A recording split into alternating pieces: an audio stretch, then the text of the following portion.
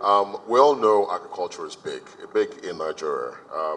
And of course, you know, there was a slide that you showed which was disheartening, which is how much cash flow or money is actually going to the agricultural sector in the banking sphere and also in the capital market sphere. Very, very, very little, and it's sad. Now, reality is this: is that the bulk of monies in Nigeria either come from banks, commercial banks, or in terms of the capital markets will come from pension funds. I'm happy that the Commissioner for Pension Funds is on the panel, and one of the most senior and respected investors is also on the panel, because these are the people that actually provide the funds.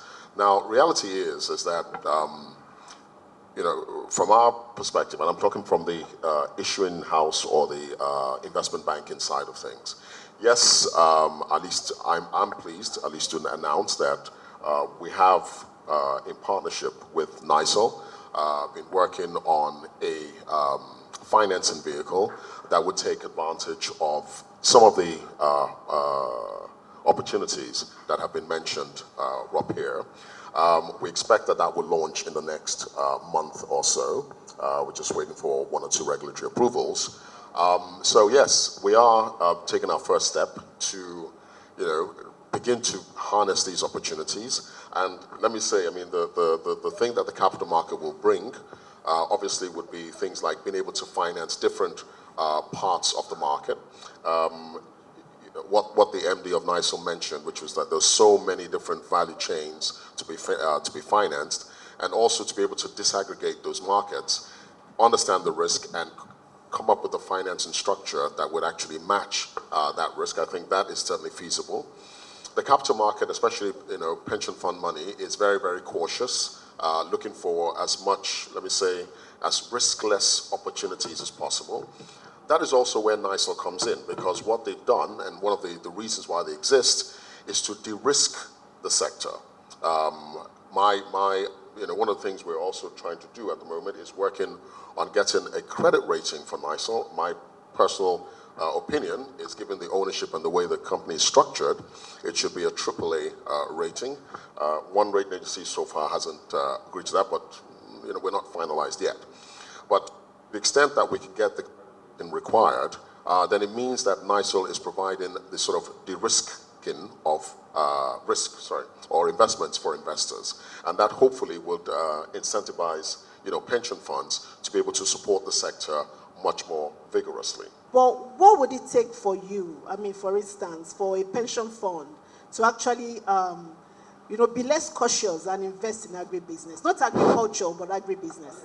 I think the context is that pension funds over the years have been seduced by returns, high returns from government bonds, and so when you hold monies, and there's return that you don't do anything to get. I mean, I think what everybody does is to buy that return first. But obviously that return won't last forever, and we saw last year the return dipped to as low as, at some point, 2-3%, and that got everybody thinking. Also within the context of the conservative regulation, I mean, it's conservative, but what I would say is that if you read the rule book properly, it allows you to do practically anything. I mean, I think sometimes people blame PENCOM, but it's not because the regulator is here, but I think that they've done quite a bit to loosen things up. The reality is that it is a question of structuring and a question of instruments. So I'm happy we are talking about agribusiness and not necessarily agriculture, even though I have to understand the difference. I'm not, I was in NISL, I think 2 months ago, and one of the things I got out of that meeting is that he told me that you can make more than 100% returns in agri. And I said to him, so what are we waiting for? If you can make more than 100% somewhere, then it means that the financing will come. It's a question of structuring. I think that agri is one of the 5 impact sectors that pension funds have been struggling to find a way into. The others are housing, education, health, and infrastructure. I can't say that the returns in these other sectors are as high as in agri. From what I understood after that meeting, I think I spent about 2 hours in NISL that day. And I hear that the next set of billionaires will come from agri. So maybe the lawyers in the room should trade their wigs for hose or some mechanized farming. But in terms of just structure and instruments, what do you need? So it's either, it's plain vanilla. The good thing about finance is that all the work has been done. Is debt or equity or a variance of that? If it's equity, it has to be listed. I see my friend Ella Lex in the room. But I think if you look at the market, Okumu and Presco, they can't, if they issue an instrument, I think that they will be hugely oversubscribed because those two companies have provided some of the best returns in the market, and they are in agric. So let's start with debt and put some equity kicker on the debt. I'm not sure you can get single-digit debt, which everybody wants, but I think 12% is not bad. I mean, for me, the juice is the equity kicker. It's not even the 12%. You can get 12% anywhere. Credit ratings and credit enhanced. Now, the challenge and the reason why I think this has a good, a chance of success is that for people like us, we're really not in agribusiness. And in pension fund management, people in capital market, I think the insurance companies, the asset managers, I think, again, when we're talking about capital market, we need to also include the insurance companies. They are getting bigger, and the asset managers.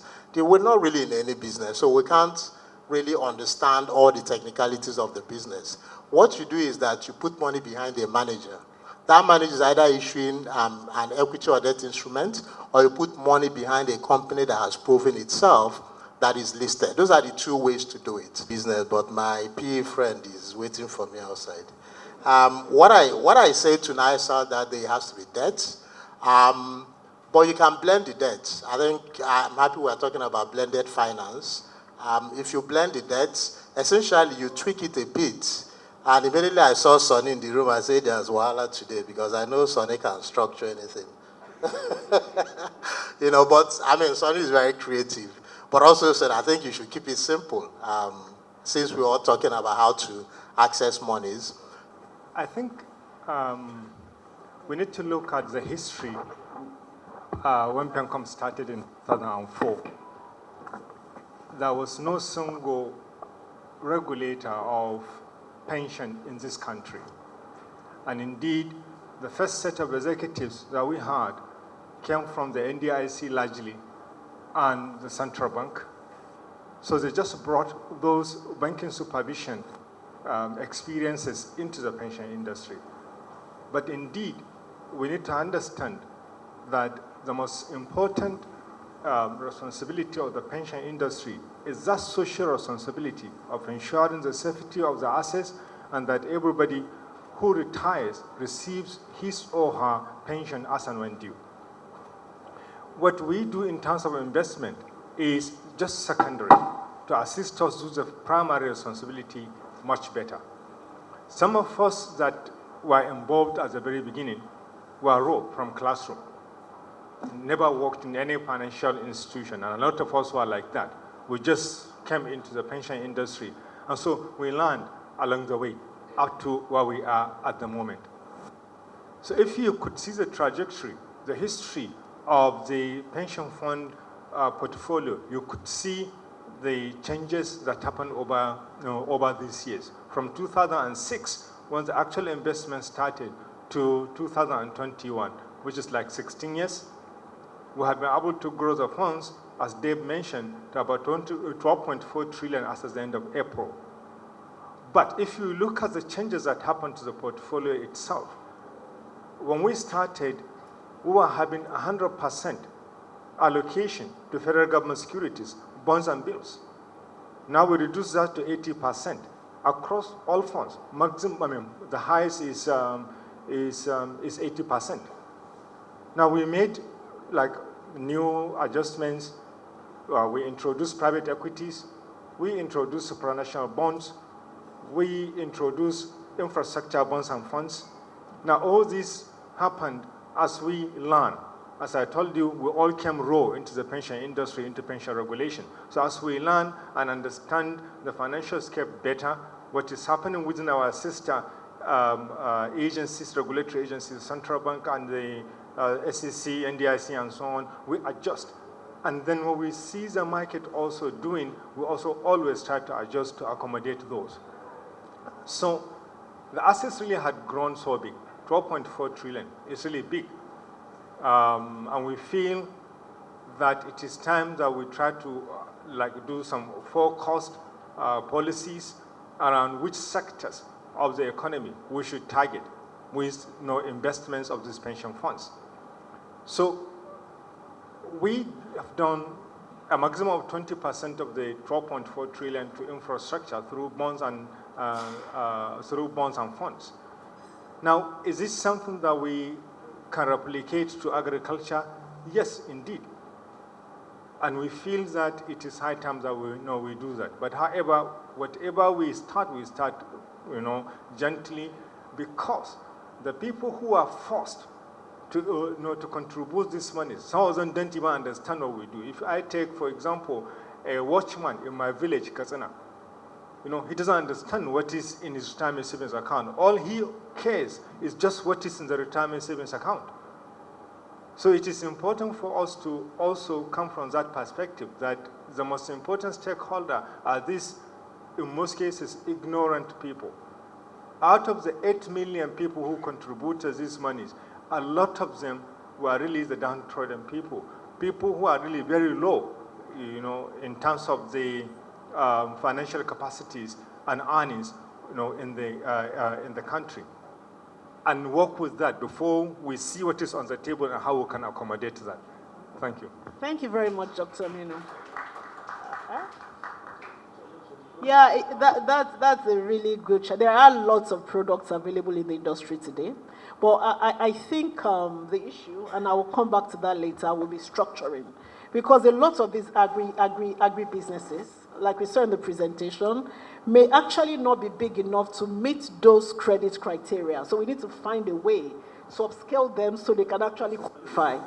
When she did mention in terms of whether the scale at which we're going to approach the market will be interesting to the market, you can't get more scale than this. Because, for example, if you are to aggregate just 2,500 hectares, at an average investment cost, assuming you want to do paddy rice near a river floodplain, 2,500 hectares, at 200, let's say 300,000 naira per hectare cost to produce good quality paddy rice. Just do a straightforward calculation of 2,500 hectares by 300,000. I don't know the numbers, but it's something in the region of what? 700 million? Or billion? 700 something million. That is one single ticket in a very small location. You can multiply that over and over and create a portfolio of one single portfolio of anything in the region of 5-10 billion without even scratching the surface. That's just for what? Rice.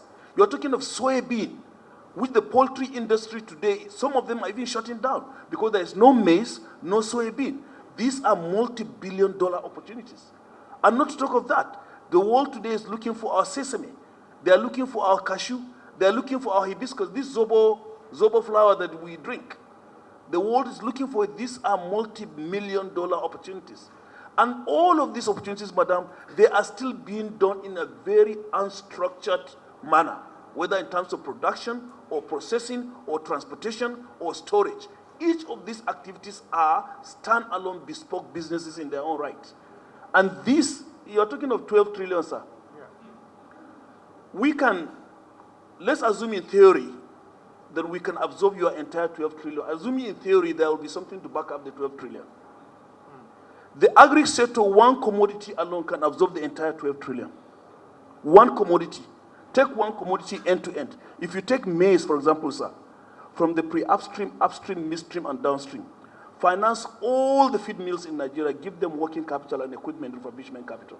All the transporters of maize, all the storage service providers, all the seed companies, all the other actors there, they will easily absorb your 12 trillion and still look for more. Just one commodity. And this is Nigeria, under the continental free trade area we have just signed now. The entire West Africa is our playground. Not to talk of East Africa. Right now, you know, sir, from Dawanau market in Kano, our grains go to Central Africa, go to South Sudan, go to Mauritania, go to almost northern parts of Kenya.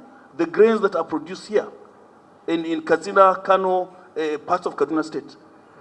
In terms of immensity, it's mind-boggling. But it's structuring, and I like the challenge you gave to us and DLM. We are ready to take the leap of faith, but very enlightened faith.